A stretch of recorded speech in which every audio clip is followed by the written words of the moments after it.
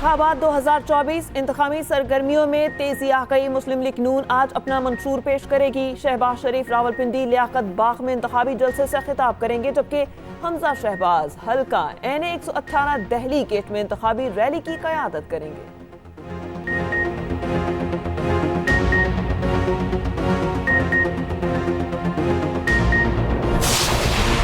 Peoples party का रुख खैबर पख्तूनख्वा की जानिब। पेशावर हयाताबाद में जयाले आज रंग जमाएंगे। चेयरमैन पीपल्स पार्टी बिलावल भुट्टो जरदारी जलसा आम से खिताब करेंगे। उधर आसिफा भुट्टो भी इंतखाबी मुहिम में पेश कराची में किमाड़ी का दौरा और रैली से खिताब करेंगी।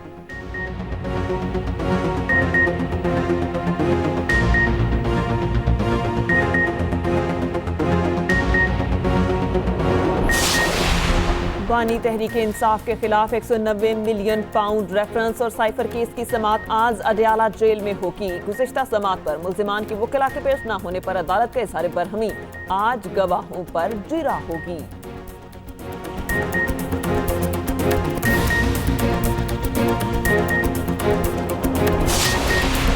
मुल्क में खुश्क सर्दी का राज बरकरार। पंजाब खैबर पख्तूनख्वा और बलाई सिंध के मैदानी इलाके शदीद धुंध की लपेट में। हद निगाह में कमी के बायस मोटरवे के कई सेक्शन ट्रैफिक के लिए बंद।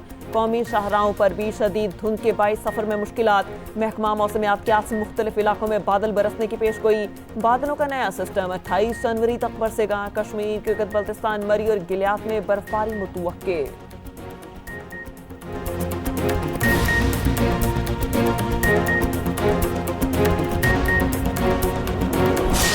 रुपए की बजाय 20 रुपए की हो गई है। तो उस वक्त जो बिल 500 रुपए आता था महीने का, आज वो बिल 20,000 रुपए का आता है। ये पाकिस्तान का क्या हाल कर दिया है। ना बिजली है, ना गैस है, आटा महंगा है, चीनी महंगी है, रोटी महंगी है, घी महंगा है, दालें महंगी हैं, सब्जियां महंगी हैं। मुस्लिम लीग नून आएगी तो इंशाल्लाह इस महंगाई को मिटाएगी। नून लीग आएगी और महंगाई मिटाएगी। नवाज शरीफ का आवाम से वादा, कहा बिजली है ना गैस ना आटा। पाकिस्तान का क्या हल कर दिया। अवाम को मेरा दौर याद आता है या नहीं। बूरेवाला में जलसे से खिताब में कहा, तब्दीली ने 4 रुपए की रोटी 20 रुपए की कर दी। हमारे दौर में जो बिल 500 था 20,000 आता है। सब्जियां 10-10 रुपए किलो मिलती थी। लोड शेडिंग तो हमने खत्म कर दी थी, बिजली सस्ती कर दी थी। 5 जजेस ने साजिश के जरिए मेरी अवामी हुकूमत को खत्म किया। हमारी हुकूमत खत्म ना की जाती तो आज कोई बेरोजगार ना होता। आपसे वादा है बिजली चीनी सस्ती होगी, घर घर गैस मिलेगी, मोटरवेज बनाएंगे, हाईवेज बनेंगी। दूसरे सूबों के लीडर पंजाब में आकर वोट मांग रहे हैं। उनके सूबों में स्कूल्स में भैंसें बंधी हैं। किसी लीडर को आवाम की फिक्र है तो वो सिर्फ नवाज शरीफ है। मरियम नवाज का जलसे से खिताब, कहा मुखालिफिन जहां जलसा करते हैं वहां हर तरफ नवाज शरीफ के मंसूबे नजर आते हैं। दूसरी जमातें जनूबी पंजाब को सियासत के लिए इस्तेमाल कर रही हैं। बहुत से लोग जनूबी पंजाब के नाम पर बेवकूफ बनाकर चले गए। उस्मान बुजदार को कहना पड़ा, मैं पंजाब में शहबाज शरीफ लगा हुआ हूँ। सिर्फ नवाज शरीफ अवाम में अपनी कारकर्दगी की बुनियाद पर गए। नून लीग कल इंतखाबी मंशूर जारी कर देगी। हमारा मंशूर वाज़ेह है, हर शहर की तरक्की, हर गाँव की तरक्की। इसराइल को फलस्तीनियों की नस्लकुशी रोकने का हुक्म। आलमी अदालत इंसाफ का जनूबी अफ्रीका की दरख्वास्त पर फैसला। गजा में ऑपरेशन रोकने का हुक्म जारी न किया गया। इसराइल की केस ना सुनने की दरख्वास्त मुस्तरद। आलमी अदालत का कहना है इसराइल के खिलाफ फलस्तीनी नस्लकुशी का केस चलेगा। जेनेवा कन्वेंशन के तहत मुकदमा सुनने का इख्तियार है।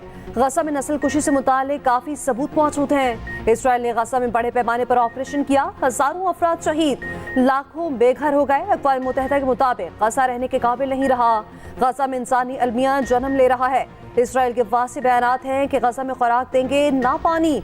उधर इसराइल ने आलमी अदालत को फैसला मुस्तरद कर दिया। नेतन्याहू की ढिठाई, गजा में जंग जारी रखने का ऐलान। फैसले पर जनूबी अफ्रीका का रद्द अमल, कहा गजा में फौरी फायरबंदी जरूरी है। चौधरी परवेज इलाही पर इलेक्शन के दरवाजे खुल गए। सुप्रीम कोर्ट ने कागजात मुस्तरद करने का फैसला कलअदम करार दे दिया। साबिक वज़ीर-ए-आला PP 32 गुजरात से इंतखाब लड़ेंगे। सरम जावेद, शौकत बसरा, उमर असलम, ताहिर सादिक भी इलेक्शन के लिए अहल। सुप्रीम कोर्ट में अलग अलग केसेस की समाअत। जस्टिस मंसूर अली शाह ने रिमार्क्स दिए। कहाँ लिखा है मफरूज शख्स इलेक्शन नहीं लड़ सकता। इंतखाब लड़ना बुनियादी हक है, बगैर कानून किसी को कैसे महरूम किया जा सकता है। जस्टिस अतर मिनल्ला ने कहा, ऐसा तासुर नहीं जाना चाहिए कि एक जमात के साथ सब कुछ हो रहा है। लोगों के लिए आसानियां पैदा करें, एहतसाब अवाम ने करना है, इलेक्शन कमीशन ने नहीं। सुप्रीम कोर्ट के बाहर मीडिया से गुफ्तगू में बैरिस्टर अली सफर ने कहा, सुप्रीम कोर्ट फैसले के बाद बहुत से कागजात मंजूर हो जाएंगे। रिटर्निंग अफसरान उम्मीदवार के पेश न होने पर कागजात मुस्तरद नहीं कर सकते। मुल्क में ऐसा हुक्मरान भी देखा जिसका एजेंडा मईशत तबाह करना था। फितने के दौर में तरक्की की शरह जीरो से नीचे चली गई। उसका एजेंडा था नौजवान नस्ल को गुमराह कर दिया जाए। मौलाना फजलुर रहमान का मुजफ्फरगढ़ में खिताब, कहा JUI पार्लिमानी जमहूरी निज़ाम पर यकीन रखती है, जिम्मेदारी का एहसान करते हुए नया मुस्तकबिल तराशना होगा। हम आज़ादी की बात करेंगे तो कुरान से मफहूम लेंगे।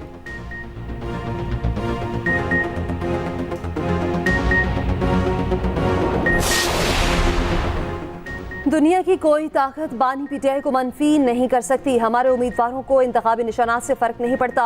नवाज शरीफ 8 फरवरी को दोबारा लंदन के लिए फ्लाइट का बंदोबस्त करें। बैरिस्टर गौहर का मुनीर में जलसे से खिताब, कहा तमाम दबाव के बावजूद बानी PTI डील नहीं करेगा। जिसने भी शतरंज की तरह हुकूमतें बनाई, मुल्क में तबाही हुई। अब ये झगड़ा खत्म होना चाहिए। कुरान पाक पर हल्फ लेने की कोई हिदायत नहीं की।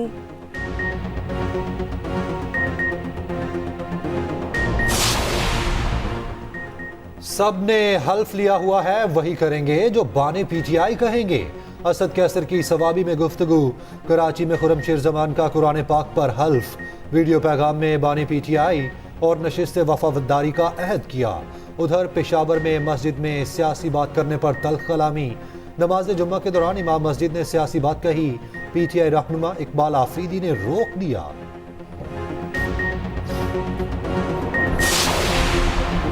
चिन्योट में NA94 से लीगी उम्मीदवार कैसर अहमद शेख पर हमला। रचुआ चौक में इंतखाबी मुहिम के दौरान किसी ने कैसर शेख को नोकदार चीज से मारी। नोकदार चीज लगने से कैसर शेख शदीद जख्मी, सर से खून बहने लगा। लीगी उम्मीदवार की रिहाइशगाह के बाहर कारकुन जमा, नारेबाजी। कैसर शेख का मुआकिफ देने से इनकार।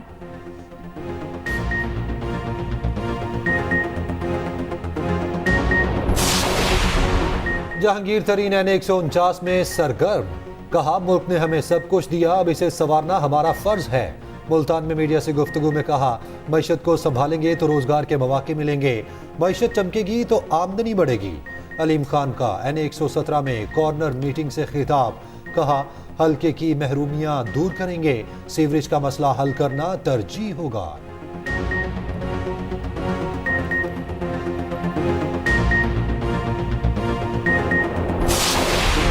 और इसराइल दहशतगर्दी से बाज न आया। ग़ज़ा में वहशियाना कार्रवाइयाँ जारी। 24 घंटों के दौरान 183 फ़लस्तीनी शहीद। शुहदा की मजमूई तादाद 26,000 से तजावुज़ कर गई।